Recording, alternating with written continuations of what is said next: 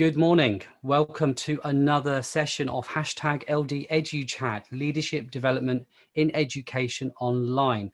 And what a lineup we have for you today. We have Joe Mylles, who is the head of a recently anointed, I'm going to use that word, outstanding school, Chiltern High School for Girls, after many years of being in an RI position, is in the space of a few years managed to change the ethos and the culture of the school and recognised earlier on this year as outstanding. And then we have right next door, we have Chiltern High School for Boys, at the head, Daniel Connor, who's had the stewardship for many years and has maintained an outstanding status, and again, building a culture and ethos and making both schools the hub of their communities in Luton. A phenomenal feat. So was that, saying it first thing on a Wednesday morning, but it is to reach those heights, but secondly to maintain it for so many years. And we'll be looking at how they've managed to do that and their journeys in achieving that. Over on Twitter today, we have Sharifa Lee,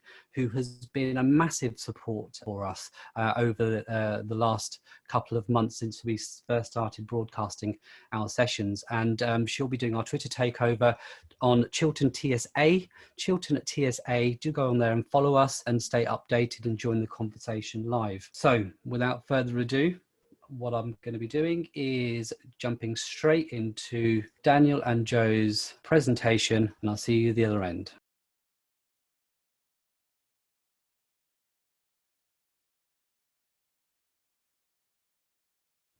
Well, thank you very much, Arv, and welcome everybody. I'm delighted that you can join us. I hope you'll find interesting a joint presentation that I'm going to be making with Joe Mylles, who's my colleague head teacher from across the field at Chiltern High School for Girls. And we had the experience recently of having Ofsted inspections within 3 school weeks of each other, so we've got a lot of shared experience there. And we've developed a very strong partnership working together on issues of school improvement. So I do hope you find it interesting. I'm going to start off by talking in a fairly broad sense about achieving high results through a really strong and robust school improvement model. And Joe will then follow on from me, and we'll speak in a bit more detail about some of the theory that underpins effective school improvement and achieving high results, and giving some quite specific examples of that. Obviously, the first question we need to ask ourselves here is, what do we mean by high results? Are we talking about exam results? There's been a lot of emphasis for a long time now on being a winner in some unseemly brawl between schools about who gets the bragging rights for best P8 score, or 9 to 5 basics, or outstanding Ofsted judgment. There is a compelling school of thought that this emphasis on exam results has been something of a dead weight on school improvement nationally. It chokes a collective growth mindset and can drive schools to quite desperate, short-term and short-sighted intervention strategies, looking for quick wins. This is often to the detriment not only of longer-term improvement trajectory, but also to the well-being of staff and students. And this competitive culture has driven an ever-evolving catch-me-if-you-can game between schools and policymakers. Schools respond to the KPIs of the day by developing audacious curriculum wheezes to achieve stunningly high results, and they enjoy the plaudits before the policymakers decide that they've been taken for mugs, so they change the goalposts again to block off said wheeze. The system can feel grotesquely performance-oriented. It seems to me that this is so wrong in the context of everything that we have learned over the last 20 years about really effective school improvement and achieving high results.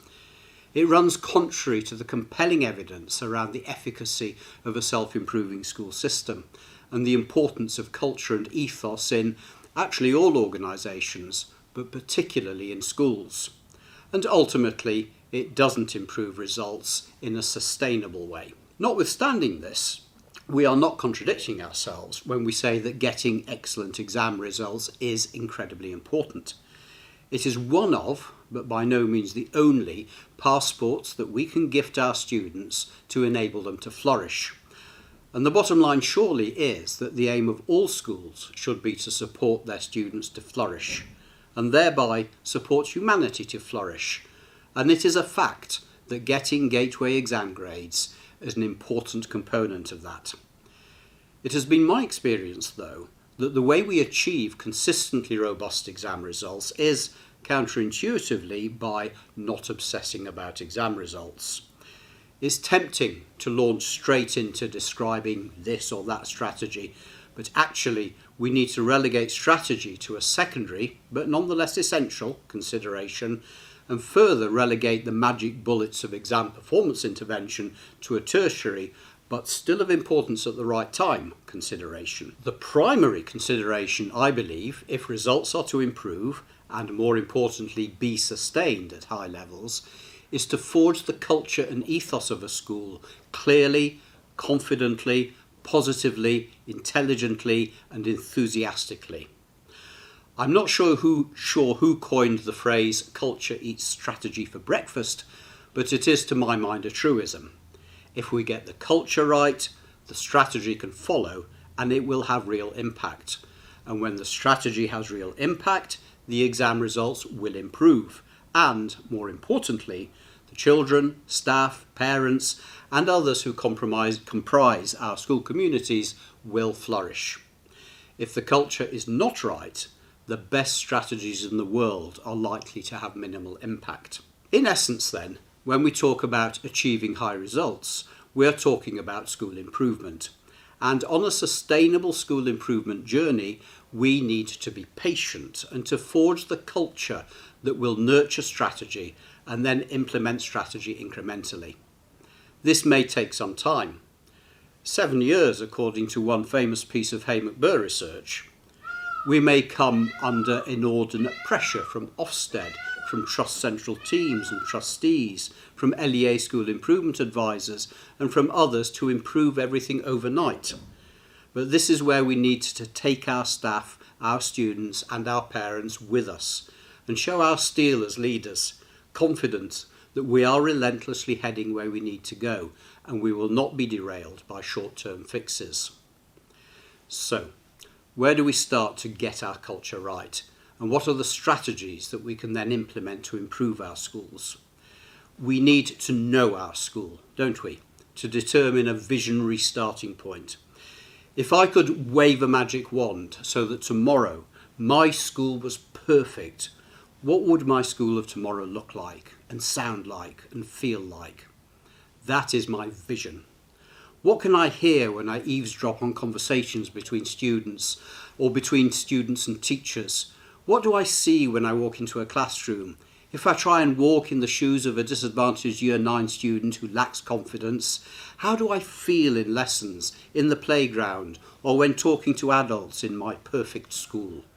What intellectual, emotional, ethical capacities and what qualifications will my perfect boys have when they leave age 16? The answers to these and 1,000 other questions are what construct our vision, which we will then articulate clearly and reiteratively, confidently and with pride to all our stakeholders. And we must be bold and ambitious in the vision. We must be bold, for example, from the front page of our school improvement plan. Here's how we introduce our school improvement plan. This project is predicated on a deeply held professional commitment to develop a vision of masculinity fit for the needs of modern society that embraces inclusion, respect, kindness, the valuing of academic success and a rejection of violent or aggressive behaviour. Or from our website. The reasons a boys achieve at this school are many, but particularly because we encourage their parents, carers, teachers and other adults to notice what they do well and praise them. We encourage adults to tell them they can achieve and we show them how. We encourage them to read, and adults to share their love of reading. We encourage adults to give them responsibility for themselves and for others, to support them to tie their own ties and clean their own shoes and organise their school bag for the next school day, to read with their younger siblings and cousins and friends and to do chores around the house. We encourage them to work hard, to try hard and to never give up. To express vision as culture, we then need to build strong relationships. And as leaders, we need to model this relentlessly. we model, we listen, we include, we involve, we consult. Perhaps most of all, we notice our staff and our students. We need to do these things actively, consciously, consistently and authoritatively all the time. We can do this quite systemically. Let's imagine, for example, we need to develop a new behaviour policy or review our internal exam structure. When we co-construct these things through discussion, through professional development, through our meeting structures and working groups, rather than doing it ourselves and imposing them, we are presented with limitless opportunity to foster the culture we need, to build strong relationships and to achieve universal buy-in. We'll also probably end up with a much richer policy or exam schedule than if we had done it ourselves. We do school improvement with our colleagues, allowing their creativity and their daily lived experiences in the classrooms to enhance and improve whatever our starting point was. In less formal ways, we build relationships and we build culture when we comment to a colleague that we noticed the great question they asked their class while we were passing their room yesterday. Or we ask the Year 7 student how he got on in the football match against another school that we saw him kitted up for last Thursday, and so on. Let's drill down to strategy now. We are clear about our vision, and we are making great progress in building the culture that we want. Our strategic starting points in all our schools will be different, and our needs will be different. But most strategy, I would suggest, will fall under a few broad headings that might include behaviour and ethos, curriculum, professional development, data and action planning. Let's start with behaviour and ethos. Always a good starting point to raise achievement, unless of course it's already excellent. It's very difficult to achieve anything that will have lasting impact if school is not reasonably calm, disciplined, respectful, happy, amenable and receptive. I've avoided the word compliant because draconian insistence on compliance is never particularly fruitful, other than in very specific and isolated contexts. Improving behaviour I find to be crucially important, particularly in an urban, boys-only comprehensive school. But to improve it, one must organise one's thoughts and line up one's ducks first. It's no good being reactive. Some of the key principles that I hold dear about an effective behaviour strategy and that have generally worked for me are making sure it's based on evidence and sound psychological theory. Behaviour needs to be taught explicitly. We can't assume that all students know and understand the behaviour expected of them and then deal with any deviation from it as a deficit to be sanctioned. It needs to be positive. In other words, fundamentally focused on the behaviour we want rather than the behaviour we don't want. It needs to be restorative, it needs to be consistent, it needs to be inclusive. Most of all, it needs universal buy-in from staff, students and parents, which is why getting the culture right is so important. In our boys-only context, some of the features of a behaviour curriculum that have really worked include the rollout of character education, extensive student leadership and voice, a vibrant house structure that supports vertical tutoring and positive competition, as well as explicit modelling of expectations. We use our 5-star Chorney student framework, the Chorney learner, leader, citizen, ambassador and gentleman, and we have found much value in starting early and building our expectations around behaviour and ethos into our transition work. Now, building the right curriculum for our students and our school has been a really important driver for achieving high results, and it is of course an ongoing project. Obviously, we are guided hugely by the national curriculum, but within that framework we consider our staffing capacity. I think of this as being a blending of the chicken and the egg. In other words, co-constructing a curriculum that builds on the staffing skills and enthusiasms we have in place, that's the chicken, whilst at the same time developing a curriculum that will attract the staff we want to the school, that's the egg. We consider the local and the national economy to support relevance, and we consider our student characteristics, their motivations and parental aspirations. Let me give a couple of examples from this school. We have, for example, reinvented our technology and creative curriculum from making CD racks in traditional CDT, very mediocre art results, and very little interest in and virtually nil take-up of an exposed and isolated music curriculum. 2, a modern faculty that supports engineering, electronics, product design, graphic design, photography and art, all to a really high level. Now, by doing so, we've created the capacity to add music to the faculty in a phased and structured and supported way that will ensure its success. In exam terms, art and graphics results improve year on year now. Technology associated results are some of the best in the school, and predictions are really high for the first photography outcomes.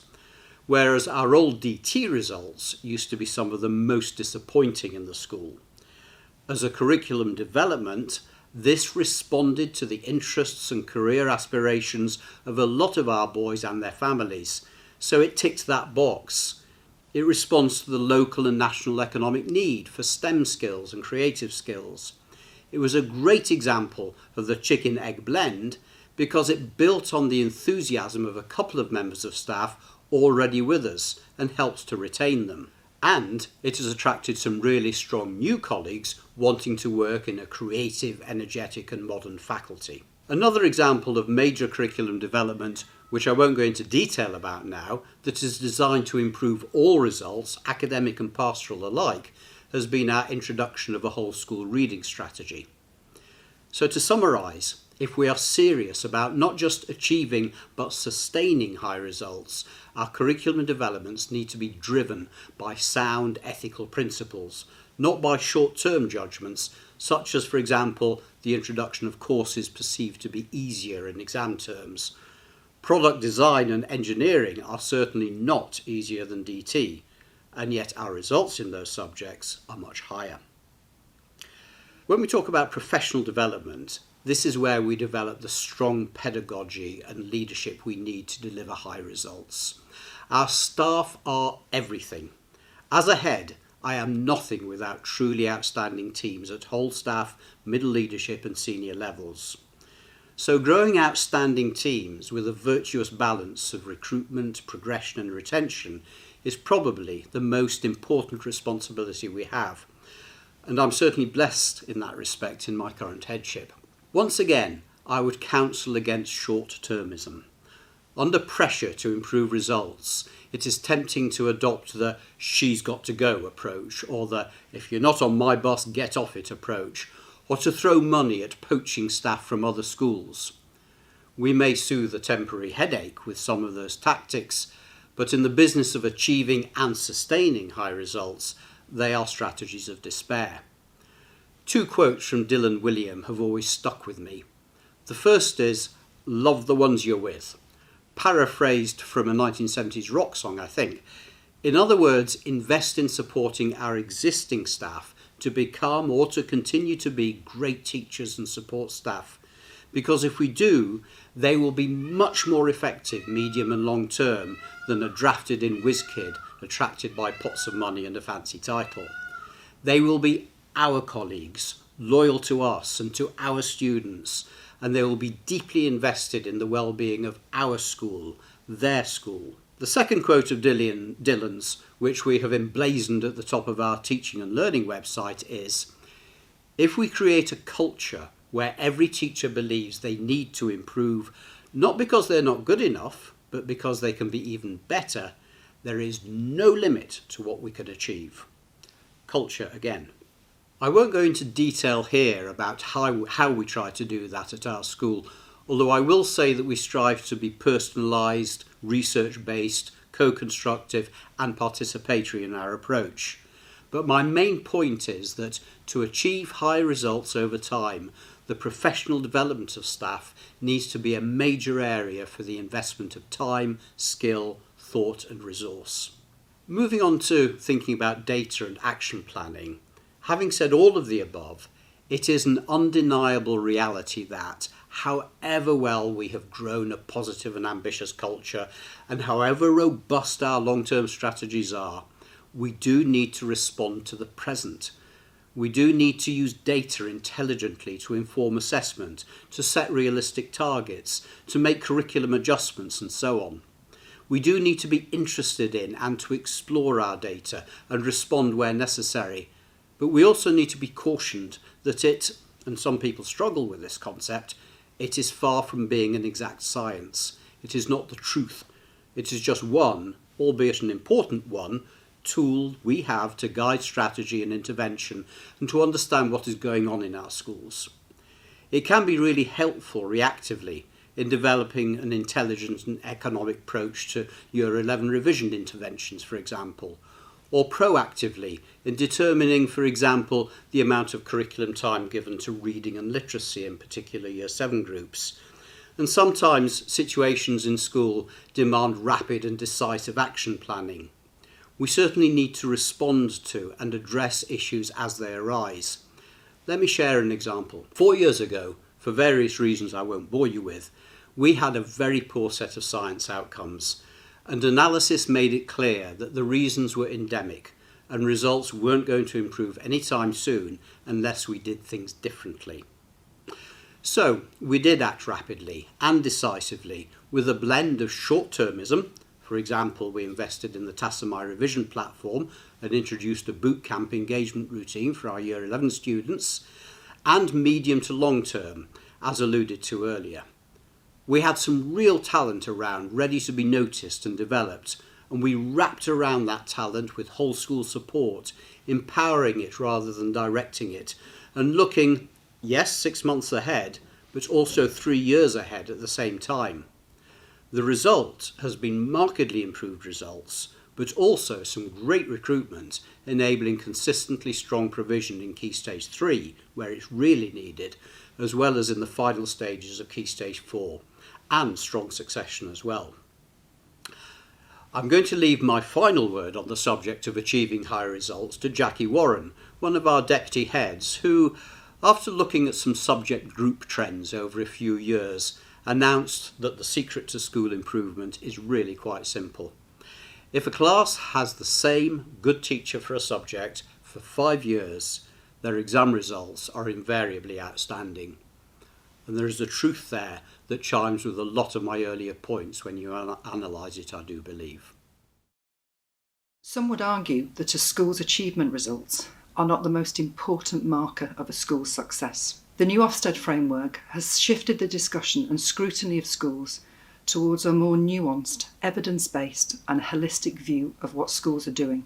This is really welcome, but outcomes for children, even within the new framework, are a key contributor to the quality of education. I firmly hold the view that schools should be places where children achieve more academically and socially than might ever have been expected. If head teachers, teaching assistants and support staff are not committed to that, then working in schools is simply not for them. At Chorley High School for Girls, we serve a community which is rich in so many ways. The strong sense of community and commitment to serving others. But it's also a place which is more economically disadvantaged than other towns, villages and counties which circle it, and which also faces other challenges of discrimination and lack of equality which are at the forefront of our minds at the moment. Our moral imperative is to ensure that the girls can access whatever college, university, apprenticeship or job they wish. Ensuring that the girls leave with the very best results for them as individuals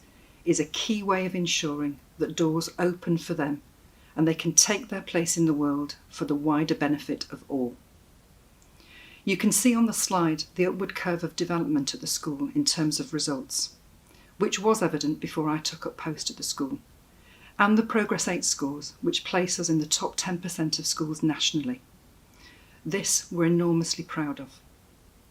How schools achieve high results is a highly complex business and requires sophisticated thinking on the part of everyone working in schools. The discourse around school improvement is too often, in my view, framed in the language such as action plans, development plans with milestones to be measured, KPIs, etc., without the reflection required to enable these things to become living, breathing things which staff can connect professionally and emotionally to. In order for schools to achieve highly, Everyone in the building needs to understand, feel, and enact the values and vision of the school.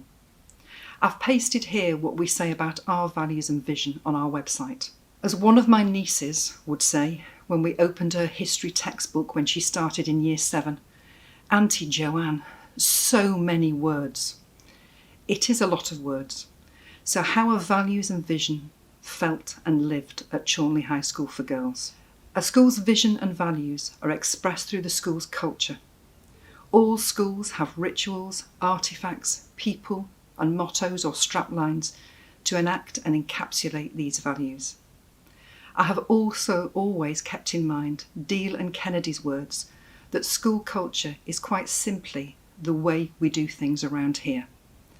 And also Shine's call that head teachers should engage in culture building in schools. The longer I work with schools, and the longer I work in schools and with teachers, the more convinced I am that head teachers and leadership teams need to build the kinds of school cultures within which teachers and all those working with and alongside children can flourish.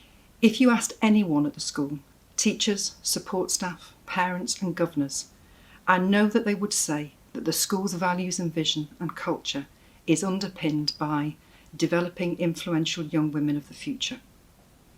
When asked about this, they would mention the things on the website, the values and vision statement, enabling the girls to make a difference to the world around them, developing their leadership skills, supporting the development of their confidence and self-esteem, and doing everything possible to ensure that they achieve more than might ever have been expected. Developing influential young women of the future is how we all understand the moral purpose of the school and how we can benchmark all that we do.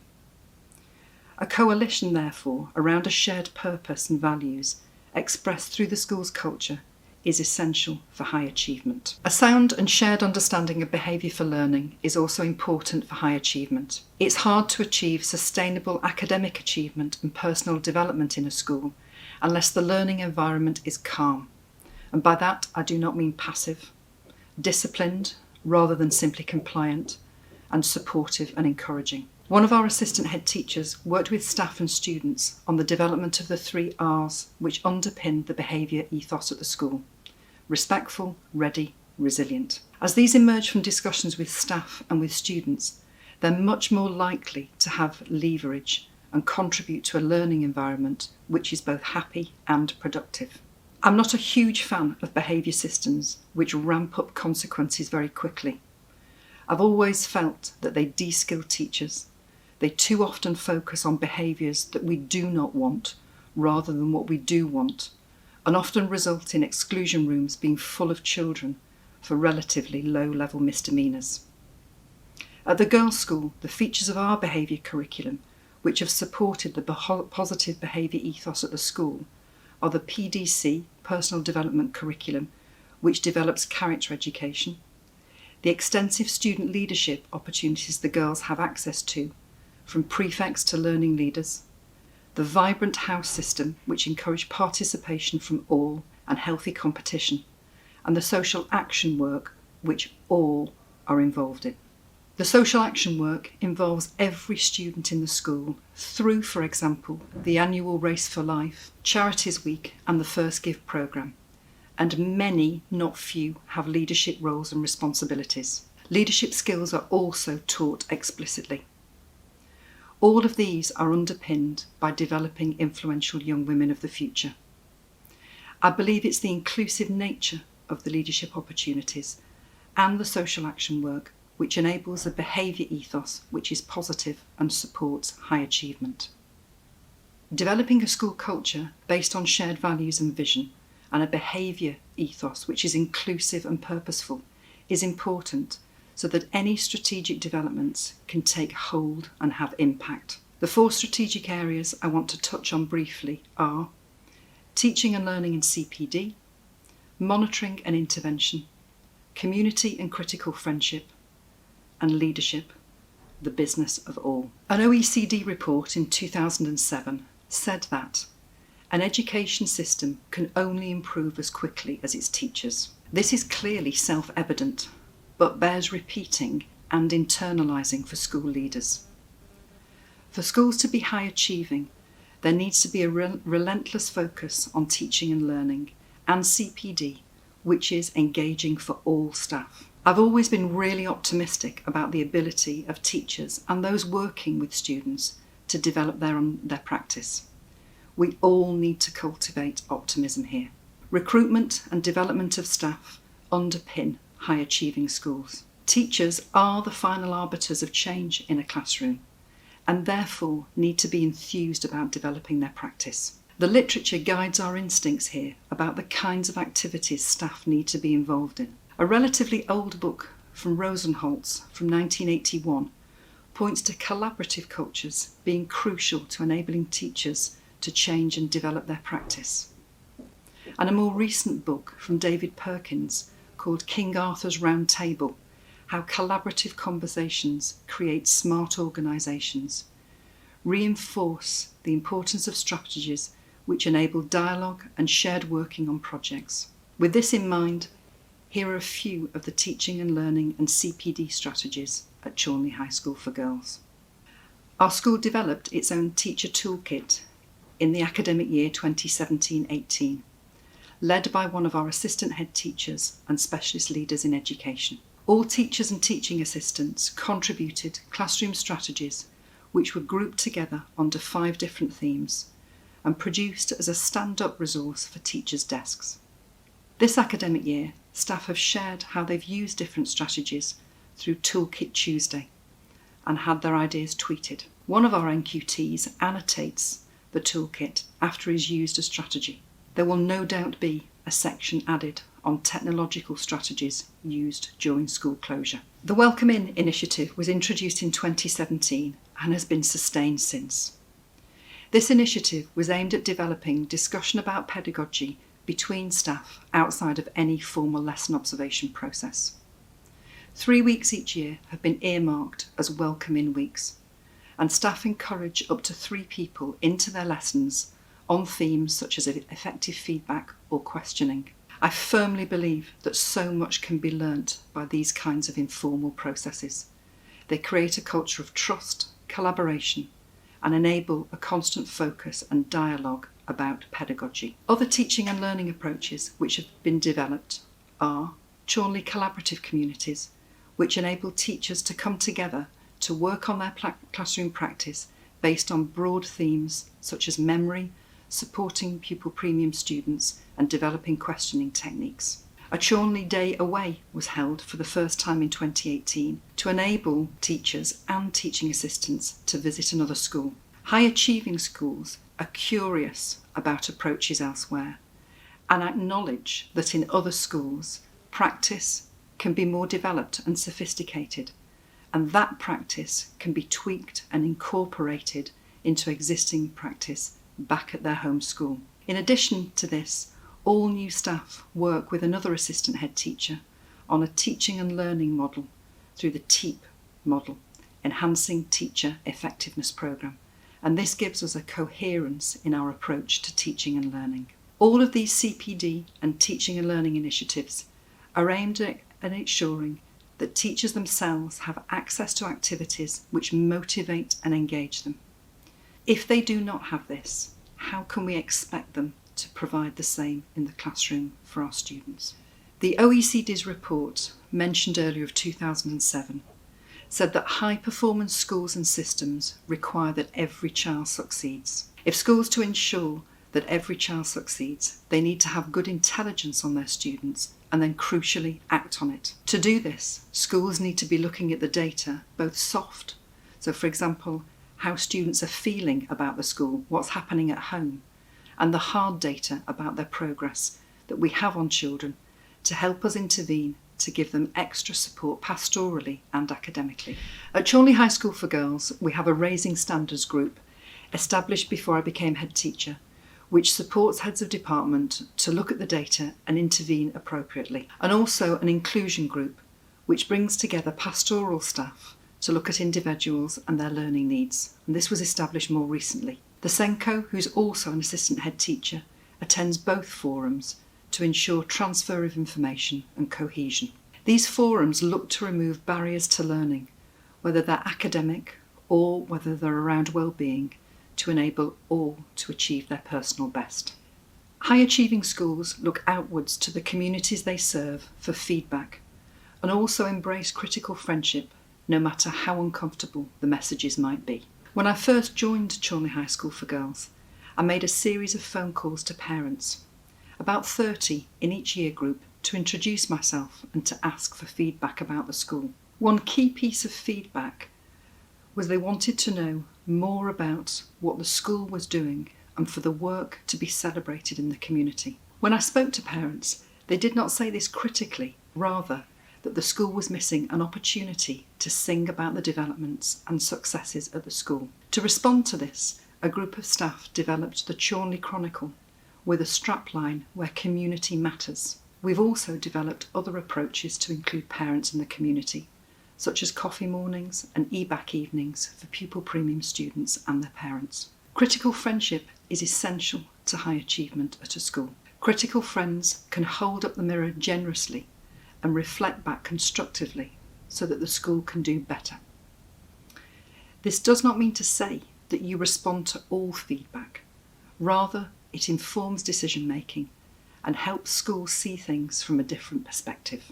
In order for this to work, school leaders need to listen and hear, rather than listening simply to formulate a response or a yes but response. At Chorley High School for Girls, the critical friendship comes from the Chiltern Learning Trust and also from the Chair of Governors. And this reflection and this reflecting back to the school has led to better curriculum and staffing decisions based on reflection on questions such as: how does the design and technology curriculum respond to the needs of the local area and the interests of the girls? If you had to pinpoint one reason why such and such subject is not doing as well in terms of progress as we would want, what would that be? Why is it that girls are not always that interested in taking up languages when so many of them are bilingual and trilingual?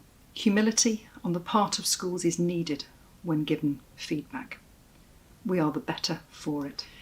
High achieving schools require a nuanced and sophisticated concept of professionality. This slide provoked a lot of discussion when it was first used at a master's session in Cambridge. It stimulated discussion around who exercises leadership in a school. I've long thought that leadership is something that everyone does, not just the few, and that leadership is often not simply an independent activity. Even in a classroom, you are exercising leadership alongside students. It's something you do alongside and with others. Schools are still structured in a very hierarchical manner, and this can lead to ideas that leadership is bound up in titles and posts rather than something which everyone does.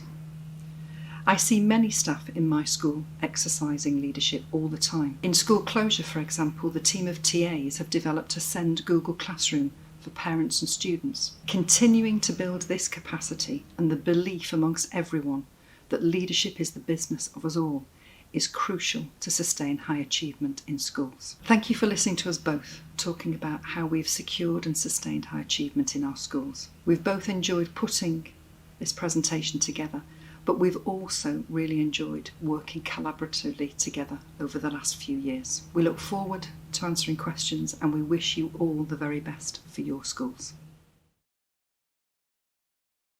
Welcome back. Two outstanding journeys, two outstanding presentations. The discussions around culture and ethos and how, especially as moving forward, have obviously been at the forefront of our minds. And these are two heads, Daniel Connor and Joe Mylles from Chiltern High School for Girls and Boys, definitely exemplified that. But without further ado, I'd like to welcome Daniel and Joe. Good morning. Good morning. Good morning, morning Arb, morning everybody. And welcome to hashtag LDeduchat. Where do you want to start? I think we'd like to start with a question that we did type an answer to, but we'd like to talk about it a bit more. There's a question from Kathy about the first 100 days of headship. Yes. So I'll say a little something and then Daniel will say something. I think for me, in the first 100 days of headship, one of the key things was to watch and listen. And I said that in the very first presentation to staff. And for anyone who likes reading things, I read a lot, but I also read an awful lot about sports leadership and management. And if you read Alex Ferguson's book about his time at Manchester United, he talks about watching and listening before you take any action. So I think that you should do, because actually you can spot lots of things. You can spot so much talent when you do that in whatever organisation you're in. And the other thing that I did, which I mentioned in the presentation, was actually talk to lots of parents. And that's one way of community building. It gets you a bit more under the skin of the school, and parents are able to tell you, in my case, that actually they just wanted the school's work to be celebrated so much more. And that in itself was a really useful piece of feedback. So I would say watch and listen, but not for too long, because at some point you have to do things, but actually watching and listening and building relationships are really important. Daniel. Yeah, I obviously agree with everything you said there, Joe. I've not read Ferguson's book actually, so I must do that. Thanks for that recommendation.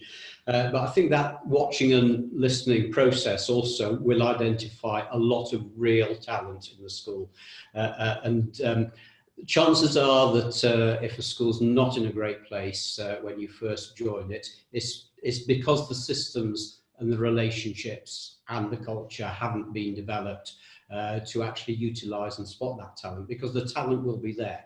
I mean, everybody is capable of being a great teacher in the right environment. So I think spotting that talent and then starting to develop those relationships and those coalitions and building around them and building around that talent, the systems that you're going to need is a really good starting place. Getting those allies, as it were, to come on a joint journey with you. And I think that just starts building then self-belief, corporate self-belief, collective self-belief, building confidence, and schools often need to almost rediscover themselves and reinvent themselves in that situation.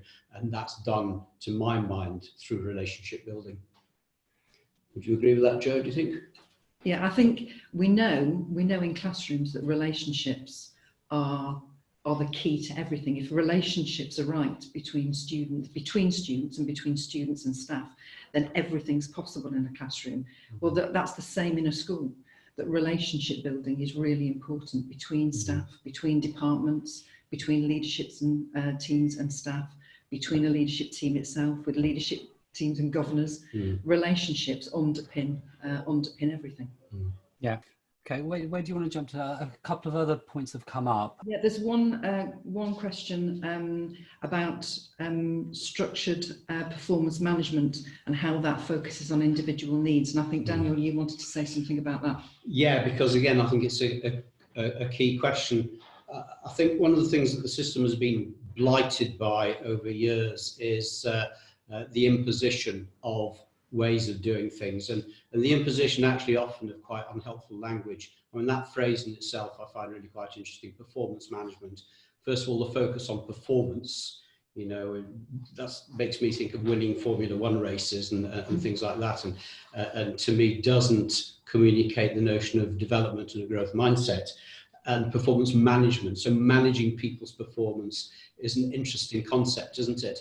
And I think schools have often responded to the whole question of performance management thinking that this is what's expected of them. Maybe it is what's expected of them nationally, I don't know, but we need to be brave as leaders and not necessarily follow those expectations, thinking that it is about this kind of tick box framework where people pass or they fail, and if they fail they are doomed, and if they pass they're lauded, and it's just so unhelpful.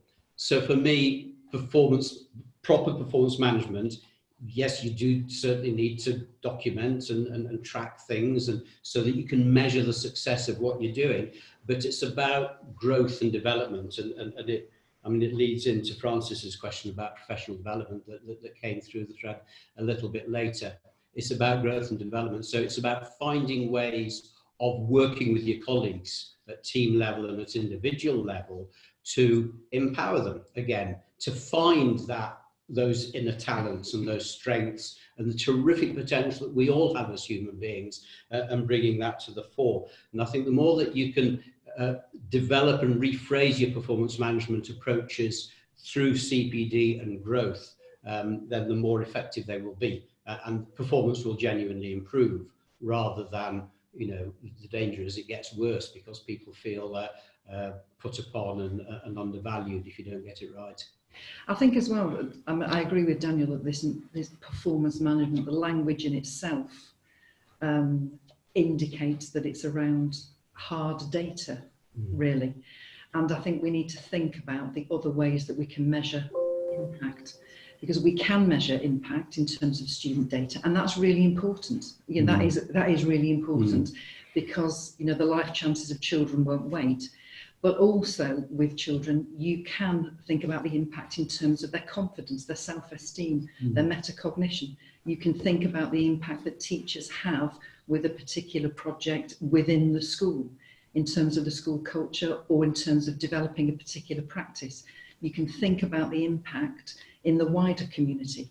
So when we talk about performance management, we also need to think about when we're measuring impact, how are we doing that, not just in a narrow way in terms of data. Yeah, absolutely. And I think that the individual relationship, as well as the broader relationships in the context of performance management, is a key one. So that relationship between yourself as a professional and your line manager, which is the phrase that tends to be used, or the person who is managing your performance, if we're going to use that vocabulary, is absolutely key. And the more that can be developed into a trusting relationship, where you really feel as a classroom teacher or as a member of the support team or whatever, that you have got somebody there who is mentoring you, who is looking out for your professional interests, who is investing themselves in your growth and development and improvement, then again, I think you're setting up some really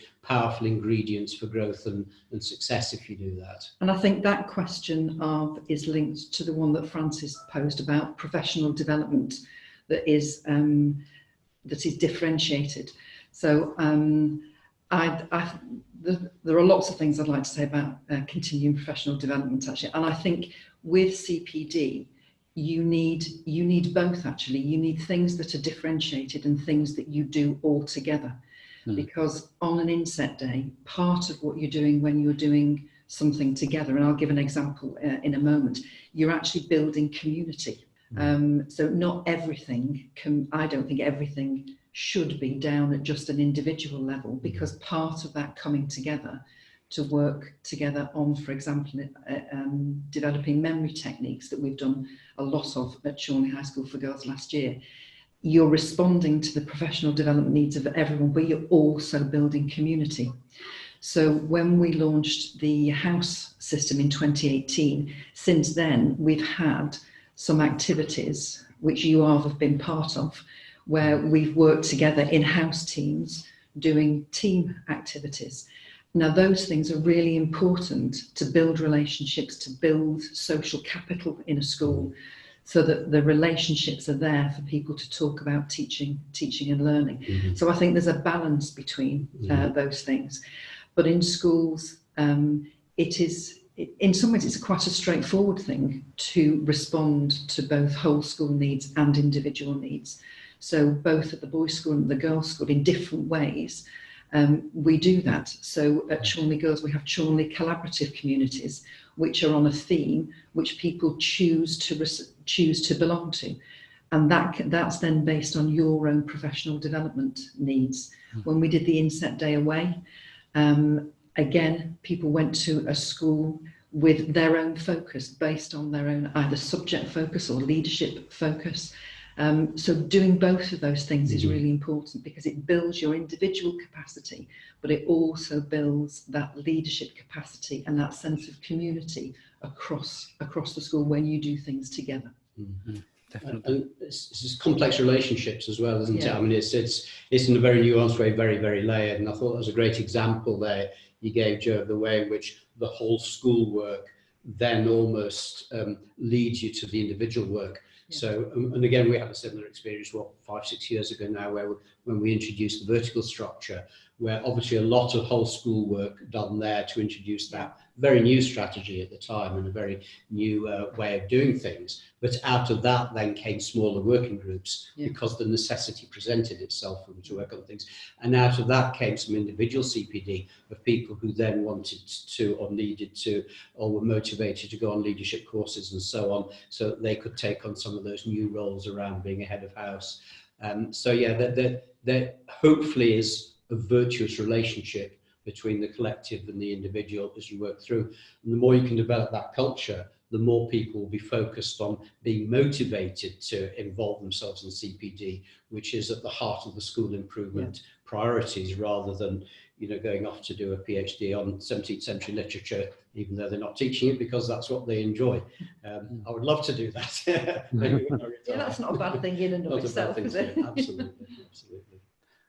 Okay, we've got time for perhaps another couple of questions. I don't know whether you want to tackle Stephen's question at the top there, because obviously schools have been outside the trust and inside the trust. And I know that you touched upon it within the presentation you did in terms of that wider community of support and collaboration that a trust can bring. But from a personal point of view, as heads of two schools that have joined a trust, how has that helped for you personally, for your staff and for your students? Being part of the trust.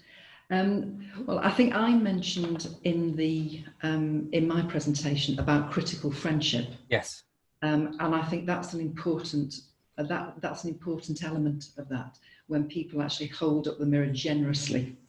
So I think that's an important part of being in our trust, that you get critical friendship, which is offered generously, and which all comes from the same moral purpose, actually wanting to do the very, very best for the children within our care. I think another benefit of being in the trust is, well, we're actually experiencing it right now.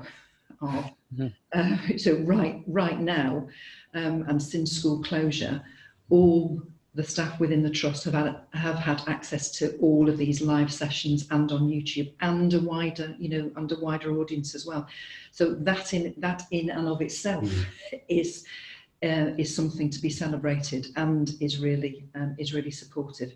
I think the third thing that I would say, and then Daniel will be able to add to it, is that being part of a trust, we do have access to people with expert knowledge, and during this period that has been absolutely crucial in terms of reopening a school after school closure, and all of the things that lie behind that in terms of health and safety, in terms of protocols, all of those things that a head teacher individually would not know.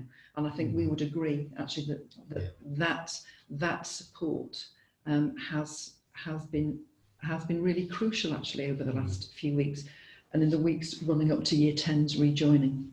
So I would say critical friendship, CPD, and that support from people who know the ins and outs of something that a head teacher would not necessarily know. Yeah, I'd echo all of that, Joe, and I think it almost works, on a model of concentric circles, doesn't it? So our closest relationships are within the trust. In fact, our closest relationship is across the field, isn't it? And then within that, slightly less close, but very close relationships within the trust, and beyond that within the Teaching School Alliance, and beyond that within the town, and so on and so forth. And I think, if there's something that does fill me with a certain amount of optimism, it's the way in which the culture has probably changed over the last 10, 15, 20 years, from those standalone schools with superheads. Do you remember the superhead, lots of them became knighted and were paid a lot of money and what have you.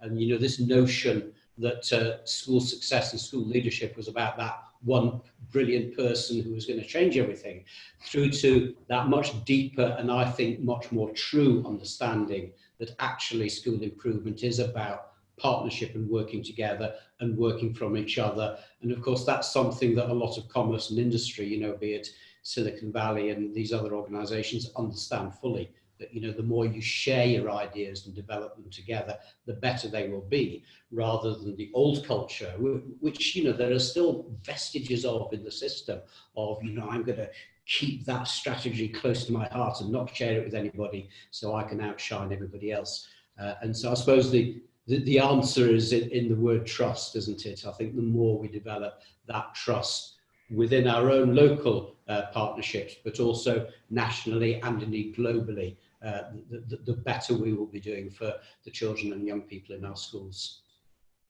The bottom line is we share the same moral purpose. Yeah.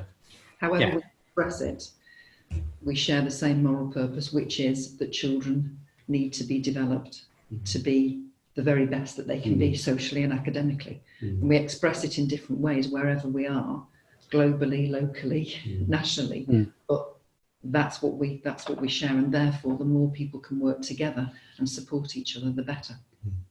Absolutely.